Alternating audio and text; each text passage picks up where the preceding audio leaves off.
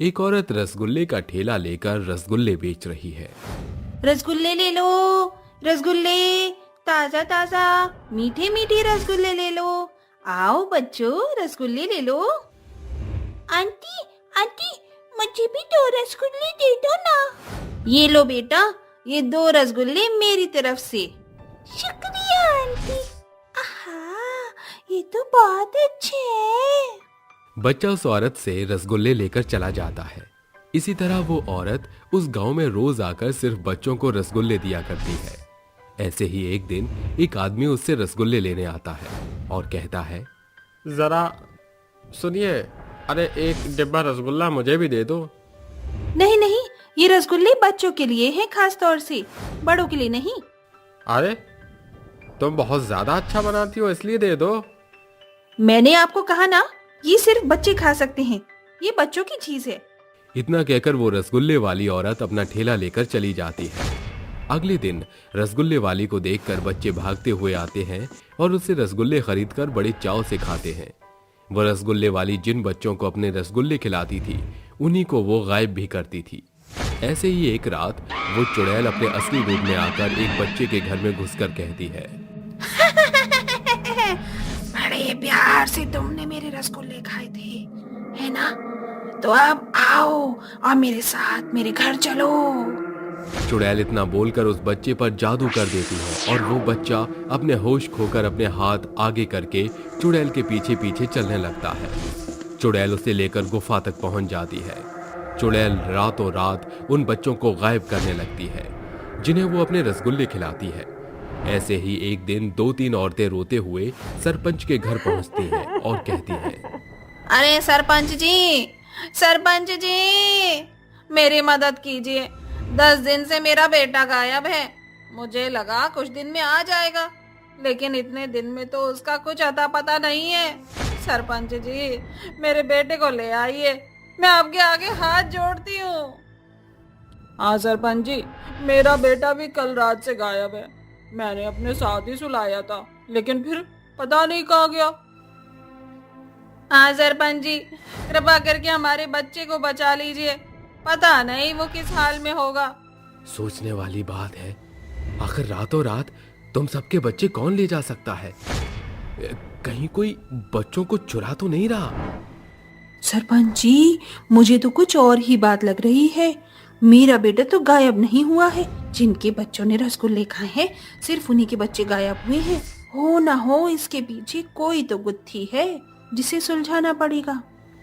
वहां खड़े गांव के सभी लोगों में से एक विक्रम नाम का लड़का था जो इन सब बातों को सोचकर कहता है, ये औरत बिल्कुल ठीक कहती है, जरूर कोई तो बात है।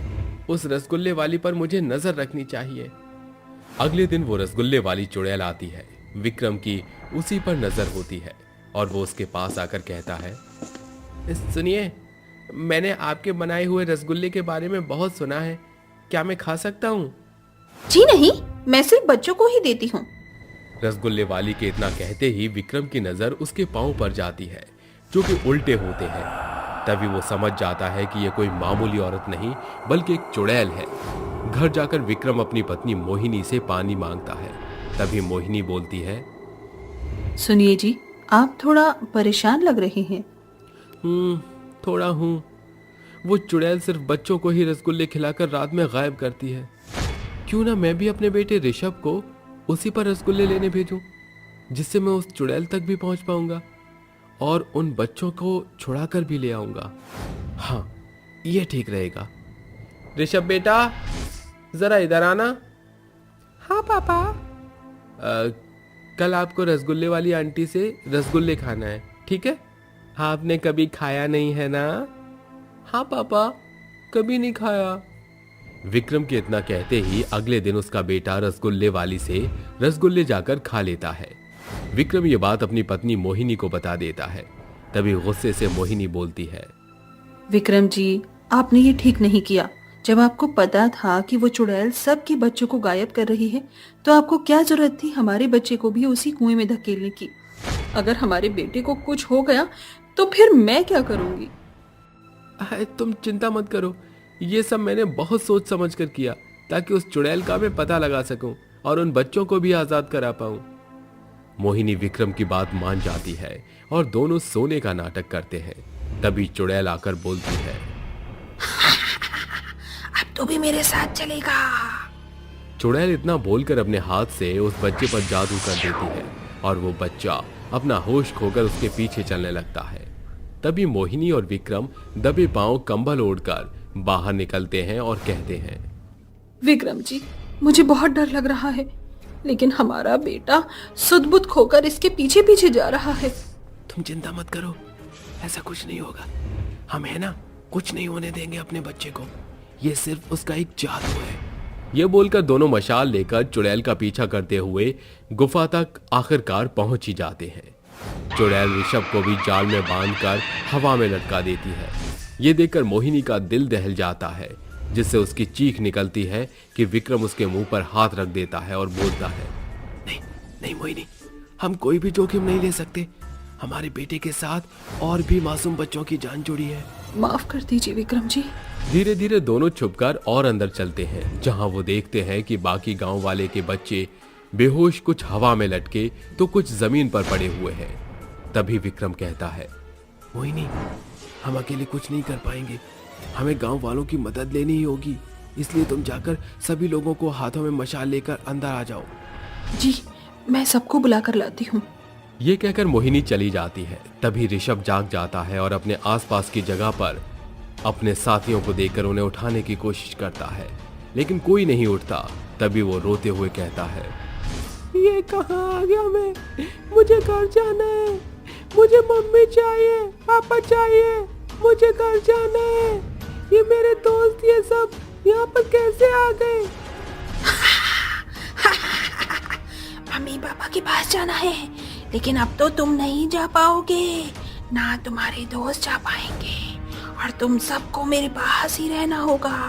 मेरी गुलामी करनी होगी। तुम गंदी चुड़ैल हो। तुम मिलाई हो ना मुझे यहाँ पर। तुम वही हो ना जिसने सब बच्चों को रसगुल्ले खिलाए और फिर यहाँ ले आई हो। देखना, मेरे मम्मी पापा आएंगे और तुम्हें बहुत मारेंगे। तेरे मम्मी पापा यहाँ नहीं आ सकते, क्योंकि वो तो सो रहे हैं। उन्हें नहीं पता कि मैं तुम्हें कहाँ लेकर आई हूँ, इसीलिए तो तेरे सारे दोस्त भी यहाँ पर हैं अभी तक, क्योंकि इनके माँ बाप को नहीं पता कि उनके बच्चे कहाँ हैं। बेटा रो मत, पापा यहीं हैं, तुझे बचा लेंगे। चुड़ैल गुस्से में ऋषभ की बात सुनकर उस पर हमला करती ही है कि विक्रम एक पत्थर उठाकर चुड़ैल को मारता है। तभी वो चुड़ैल कहती है, तेरी ये हिम्मत, तूने मुझ पर हमला किया और यहाँ आने की गुस्ताखी की, अब तो जिंदा नहीं बचेगा। चुड़ैल हमला करती है कि तब तक मोहिनी गांव वालों को ले आती है और सभी गांव वाले मिलकर पत्थरों से उस चुड़ैल को मारने लगते हैं। चुड़ैल को और गुस्सा आ जाता है और वो गांव वाले लोगों में से 2 जनों को बहुत बेरहमी के साथ हाथ पैर अलग करके किसी की गर्दन काटकर उसे मार डालती है और कहती है, अगर अब किसी ने एक कदम आगे बढ़ाने की कोशिश की तो मैं उसे इसी तरह मार डालूंगी और सारे बच्चों को भी जिंदा जला दूंगी। नहीं नहीं नहीं, मत मारो हमारे बच्चों को, मत मारो। उनका कोई कसूर नहीं है, उन्हें छोड़ दो, बख्श दो। गांव वाले चुड़ैल का खौफ देखकर डर जाते हैं और अपने बच्चों के लिए चुप हो जाते हैं।